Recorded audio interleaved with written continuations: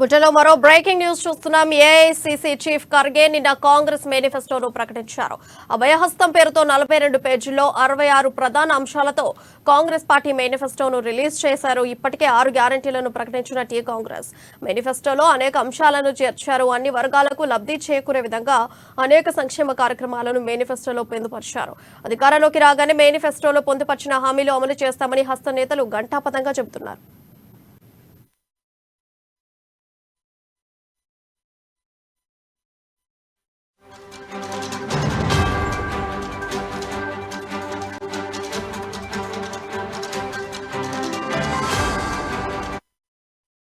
ప్రధానంగా job calendar విడుదల చేశారు. తేదీలతో పాటు జాబ్ క్యాలెండర్ విడుదల చేయడం ఆసక్తిగా మారింది.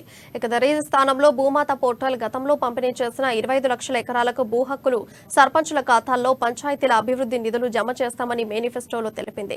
గల్ఫ్ కార్మికుల కోసం సంక్షేమ బోర్డు ఏర్పాటు చేస్తామని, మరణించిన గల్ఫ్ కార్మికుల కుటుంబానికి 5 లక్షల రూపాయల సాయం, రైతులకు 3 లక్షల రూపాయల వడ్డీ లేని రుణాలు ఇస్తామని మేనిఫెస్టోలో హామీ ఇచ్చింది. ఇక రైతులకు ఏకకాలంలో 2 లక్షల రూపాయల పంట రుణమాఫీ చేస్తామని తెలిపారు.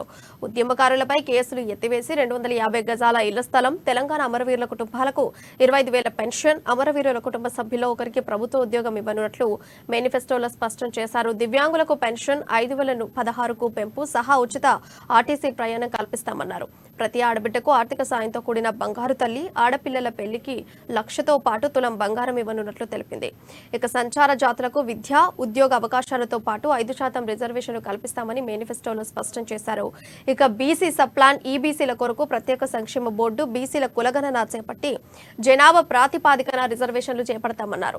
ఎస్సీ వర్గీకరణ అనంతరం కొత్తగా 3 ఎస్సీ కార్పొరేషన్లు, ప్రతి ఆటో డ్రైవర్కు ఏడాదికి 12,000 ఆర్థిక సాయం, మరణించిన జర్నలిస్టు కుటుంబాలకు 2 లక్షలు, జూనియర్ న్యాయవాదులకు నెలకు 5,000 గౌరవ భృతి, ప్రభుత్వ ఉద్యోగులకు ఓపీఎస్ పెన్షన్ అమలు, ప్రభుత్వ ఆసుపత్రుల్లో మెరుగైన ఉచిత వైద్యం అందిస్తామని మేనిఫెస్టోలో వెల్లడించారు. 6 నెలల్లోపు మెగా డిఎస్సీ ద్వారా టీచర్ పోస్టుల భర్తీ, వార్షిక జాబ్ క్యాలెండర్ ద్వారా 2 లక్షల ఉద్యోగాల భర్తీ, ఆధునిక సౌకర్యాలతో బస్తీ పబ్లిక్ స్కూల్ ఏర్పాటు, బడ్జెట్లో విద్యారంగం వాటా 15% పెంపొందిస్తామని మేనిఫెస్టోలో స్పష్టం చేశారు. ఇక ఇదే అంశంపై మరింత సమాచారం మా ప్రతినిధి హరీష్ గాంధీ భవన్ నుంచి లైవ్ అందిస్తారు.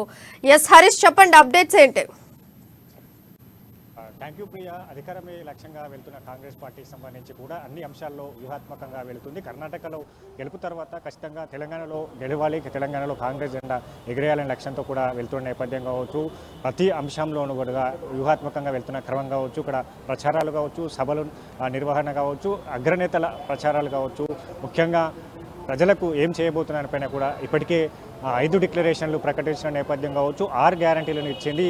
నిన్న ఏదైతే అభయస్థం పేరుతో కూడా కాంగ్రెస్ పార్టీ మేనిఫెస్టో విడుదల చేసిన నేపథ్యం కావచ్చు, ఇప్పటికే ఏదైతే డిక్లరేషన్ వరంగల్ వేదిక సభా వేదిక కూడా రైతు డిక్లరేషన్ ఇచ్చిన నేపథ్యం కావచ్చు, హైదరాబాద్ సభా వేదిక కూడా యూత్ డిక్లరేషన్ కావచ్చు, అలాగే మైనార్టీ డిక్లరేషన్, అలాగే ఎస్సీ ఎస్టీ డిక్లరేషన్, ఇక బీసీ డిక్లరేషన్ సంబంధించి కూడా ఆ సామాజిక వర్గాల సంక్షేమం కోసం ఆ డిక్లరేషన్లు పొందుపరిచిన నేపథ్యం కావచ్చు. ఇక్కడ 6 గ్యారంటీలకు సంబంధించి కూడా మహాలక్ష్మి కావచ్చు, గృహజ్యోతి కావచ్చు, యువ వికాసం కావచ్చు, చేయూత పెన్షన్ కావచ్చు, ఇతర ఇందిరమ్మ ఇండ్లు కావచ్చు, అంటే మొత్తంగా కాంగ్రెస్ పార్టీకి సంబంధించి కూడా అక్కడ 5 డిక్లరేషన్లు ఇచ్చింది, 6 గ్యారంటీలు ఇచ్చింది.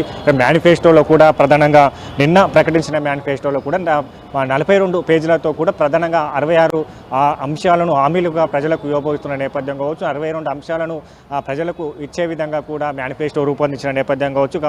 ప్రధానంగా కాంగ్రెస్ పార్టీ సంబంధించి కూడా మేనిఫెస్టోలో కూడా ఇక్కడ మహిళలకు సంబంధించి, ఇక్కడ రైతులకు సంబంధించి, అలాగే నిరుద్యోగులకు సంబంధించి కూడా వాళ్ళను ఆకట్టుకునే విధంగా కూడా మేనిఫెస్టోలో అంశాలను పొందుపరిచిన నేపథ్యం కావచ్చు. ప్రధానంగా రైతులకు సంబంధించి కూడా ఇప్పటికే రైతు పెట్టుబడి సాయం సంబంధించి కూడా 15,000 ఇవ్వబోతున్న నేపథ్యం, మద్దతు ధరతో పాటు అన్ని వాణిజ్య పంటలతో పాటుగా వరి పంటకు కూడా మద్దతు ధర ఇస్తూనే కూడా క్వింటాల్కి 500 బోనస్ను కూడా ఇచ్చేందుకు కూడా ఇప్పటికే డిక్లరేషన్ ఇచ్చింది. అలాగే రైతులకు సంబంధించి కూడా రైతు బీమా వర్తింపజేస్తాం. అలాగే ఏదైతే రైతు పెట్టుబడి సాయం సంబంధించి కూడా ఇప్పటికే రైతులకు బీఆర్ఎస్ పార్టీ కొనసాగుతున్నది, రైతులకే ఆ పెట్టుబడి సాయం ఇచ్చేది. ఇక్కడ కూలీలు కావచ్చు, ఇతర రైతులకు సంబంధించి కూడా వాళ్ళకి ఇవ్వలేని దాని గురించి కాంగ్రెస్ పార్టీకి సంబంధించి కూడా రైతు కూలీలకు సంబంధించి 12,000 ఇస్తానట్టుగా చెప్పిన నేపథ్యం కావచ్చు. ఇక్కడ భూమి లేని రైతులకు కూడా రైతు బీమా వర్తింపజేస్తున్నట్టుగా కూడా మేనిఫెస్టోలో పొందుపరిచిన నేపథ్యం కావచ్చు. 24 గంటల చేసినటువంటి మేనిఫెస్టో ప్రజలు ఎలా చూస్తున్నారు, ఎలా స్పందిస్తున్నారు? అంటే ఇంతకుముందు జరిగిన ప్రచారం ప్రచారంలో ప్రజలు ఎలా స్పందిస్తున్నారు? ఇప్పుడు రేపటి నుంచి ఇవాటి నుంచి జరిగేటువంటి ప్రచారంలో ప్రజలు ఎలా స్పందిస్తున్నారు నిన్న రిలీజ్ చేసిన మేనిఫెస్టో బట్టి? ఖచ్చితంగా దీనికి సంబంధించి కూడా ఇక్కడ బీఆర్ఎస్ పార్టీకి సంబంధించిన మేనిఫెస్టో ఏదైతే ఉందో గత 2 దఫాలుగా కూడా ప్రభుత్వం కొనసాగుతుంది. అదే మేనిఫెస్టోను దాన్ని అప్గ్రేడ్ ఏదైతే విడతల వారీగా కూడా అప్గ్రేడ్ చేస్తూ కూడా మేనిఫెస్టో ప్రకటించిన నేపథ్యం కావచ్చు. ఇక్కడ కాంగ్రెస్ పార్టీ సంబంధించి కూడా ఏదైతే మేనిఫెస్టో సంబంధించి కూడా అన్ని సామాజిక వర్గాలకు సంబంధించి లబ్ధి చేకూరే విధంగా కూడా మేనిఫెస్టో ఉన్న నేపథ్యం కావచ్చు. ఇక్కడ ఏదైతే ప్రధానంగా నిరుద్యోగులకు సంబంధించి కూడా 2 లక్షల ఉద్యోగాల భర్తీ ఏకకాలంలో చేస్తున్నట్టుగా కూడా ప్రకటించిన నేపథ్యం కావచ్చు. జాబ్ క్యాలెండర్ కూడా ప్రకటించింది. వచ్చే సంవత్సరం ఫిబ్రవరి నుంచి కూడా గ్రూప్స్ పరీక్షలన్నిటి కూడా నిర్వహించేందుకు కూడా తేదీలను కూడా ప్రకటించిన నేపథ్యం కావచ్చు. ఇంకా మహిళలకు సంబంధించి ఉచిత బస్సు ప్రయాణం కావచ్చు. ఇక్కడ విద్యార్థులకు సంబంధించి కూడా ఫ్రీ ఇంటర్నెట్తో పాటు మెట్రో రైల్లో ప్రయాణించేందుకు కూడా కావచ్చు. అలాగే విద్యార్థులకు సంబంధించి కూడా చదువుకునే విద్యార్థులకు సంబంధించి కూడా ఫ్రీ స్కూటీ ఎలక్ట్రిక్ స్కూటీలు ఇవ్వబోతున్న నేపథ్యం కావచ్చు. ఇంకా ఏదైతే జర్నలిస్టు సంక్షేమం కోసం వాళ్ళకు ప్రత్యేకంగా నిధులు కేటాయించడంతో పాటు చనిపోయిన జర్నలిస్టుల కుటుంబాలకు 5 లక్షలు ఇవ్వబోతున్న నేపథ్యం కావచ్చు. ఇక్కడ తొలిదశ మలిదశ ఉద్యమకారుల కుటుంబాలకు సంబంధించి కూడా ఆ మేనిఫెస్టోలో ప్రధానంగా అంశం కూడా చేర్చిన నేపథ్యం కావచ్చు. ఆ కుటుంబాలకు 250 చదరపు గజాల ఇంటి స్థలంతో పాటుగా 5 లక్షల ఇంటి నిర్మాణ ఖర్చులతో పాటు వాళ్ళకు నెలవారీ పెన్షన్ కూడా 25,000 పెన్షన్ ఇస్తూనే కూడా వాళ్ళ కుటుంబంలో ఒకరికి ప్రభుత్వ ఉద్యోగం ఇస్తున్నట్టుగా కూడా కాంగ్రెస్ పార్టీ మేనిఫెస్టోలో పొందుపరిచింది.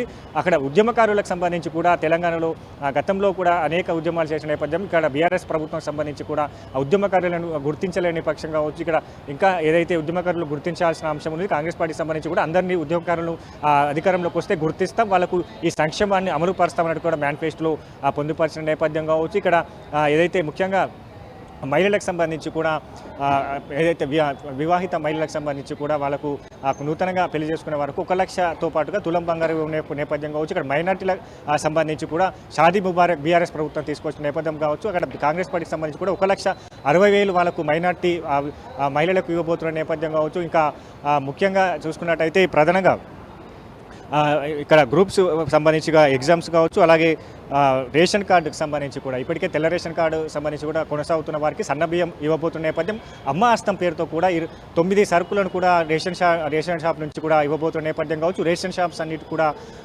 ఏదైతే సూపర్ మార్కెట్లుగా తీర్చిదిద్దబోతున్నాం. రేషన్ డీలర్లకు సంబంధించి కూడా వాళ్ళకు గౌరవ వేతనం ఇస్తూనే కమిషన్ కూడా ఇవ్వనున్న నేపథ్యం కావచ్చు. ఇక్కడ ఉద్యోగులకు సంబంధించి కూడా గత కొంతకాలంగా కూడా ఉద్యోగులు సంబంధించి వాళ్ళు ఓపీఎస్ విధానాన్ని కోరుతూ డిమాండ్ చేస్తూ వస్తున్నారు. ఈ నేపథ్యంలో కాంగ్రెస్ పార్టీ అధికారంలోకి వస్తే ఉద్యోగులకు 1వ తేదీన జీతాలతో పాటుగా ఓపీఎస్ను అమలు పరుస్తామన్నట్టుగా చెప్పిన నేపథ్యం కావచ్చు.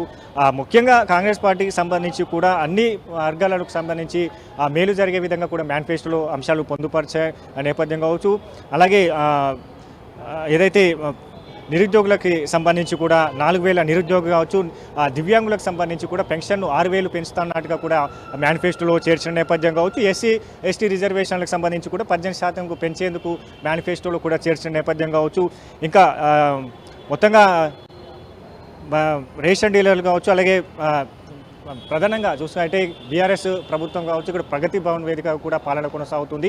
దాన్ని ప్రజాపాలనగా మారుస్తాం. ప్రగతి భవన్ అని కూడా ప్రజా దర్బార్ను ఏర్పాటు చేస్తాం. అక్కడ జనాలు వచ్చే విధంగా కూడా వాళ్ళ సమస్యలు తెలిపే విధంగా కూడా ప్రగతి భవన్ ప్రజాపాలన భవన్గా మారుస్తాం. అలాగే టోల్ ఫ్రీ నెంబర్ను కూడా ఏర్పాటు చేస్తాం. ఎక్కడెక్కడ జనాలకు సంబంధించిన సమస్యలు ఉంటాయో నేరుగా ఆ టోల్ ఫ్రీ నెంబర్కి ప్రభుత్వం తెలిసే విధంగా కూడా చేసేందుకు వాటిని కూడా మేనిఫెస్టోలో చేర్చిన క్రమం కావచ్చు. కాంగ్రెస్ పార్టీ సంబంధించి కూడా మేనిఫెస్టోలో ఇప్పటికే డిక్లరేషన్లు ప్రకటించిన నేపథ్యం కావచ్చు. ఇక్కడ కర్ణాటకలో 5 డిక్లరేషన్లు ప్రకటించారు. అది ఇంప్లిమెంట్ జరుగుతున్న నేపథ్యం. అలాగే ఇక్కడ అన్ని డిక్లరేషన్లు 6 గ్యారెంటీలతో పాటు మేనిఫెస్టో ఇచ్చింది. ఇక్కడ ఆటో వాళ్ళకి సంబంధించి కూడా వాళ్ళ సంక్షేమం కోసం ఏదైతే సంవత్సరానికి 12,000 ఆర్థిక సాయం ఇవ్వబోతున్న నేపథ్యం. ప్రత్యేకంగా ట్రాన్స్జెండర్లకు వాళ్ళకు కూడా ఆర్థికంగా బలోపేతం చేసేందుకు వాళ్ళ చిరు వ్యాపారాలు చేసుకునేందుకు కూడా వాళ్ళని కూడా ఆర్థిక సాయం చేసేందుకు కాంగ్రెస్ పార్టీ ఒక మేనిఫెస్టోలో పొందుపరిచిన నేపథ్యం కావచ్చు.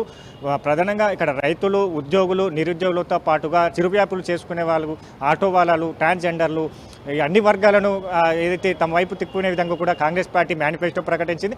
దానికి కూడా ప్రజలు విశ్వసిస్తున్న నేపథ్యం కనిపిస్తుంది. ఎందుకంటే ఇప్పటికే బీఆర్ఎస్ ప్రభుత్వం ఏదైతే మేనిఫెస్టో అయితే హరీష్ ఇప్పటికే 6 గ్యారంటీలతో అగ్రనేతలు ఆపకుండా ప్రచారాలు నిర్వహించడం జరుగుతోంది. అండ్ ఇప్పుడు నిన్న రిలీజ్ చేసిన మేనిఫెస్టో తర్వాత ఇప్పుడు అగ్రనేతలు మళ్ళీ ప్రచారంలోకి దిగబోతున్నారా? ఇంకా ఏ నేతలు యాడ్ అవబోతున్నారు ఈ ప్రచారంలో? ప్రజలు ఎలా చూస్తున్నారు? అండ్ ఇంతకు ముందు రిలీజ్ చేసిన 6 గ్యారంటీ మేనిఫెస్టోకి ఇప్పుడు రిలీజ్ చేసిన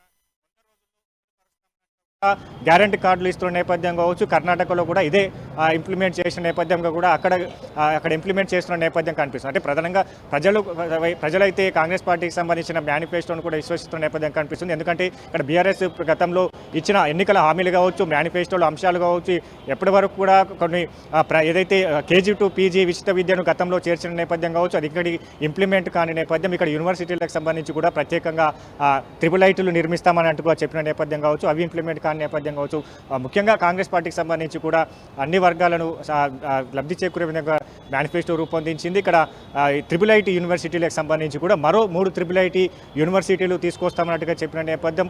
అలాగే స్టాఫ్ నర్సులు ఉన్నారు, ఆ స్టాఫ్ నర్సు ఏదైతే ప్రభుత్వ వైద్యశాలలో కూడా వైద్యులను తక్షణమే భర్తీ చేసేందుకు కూడా మేనిఫెస్టోలో.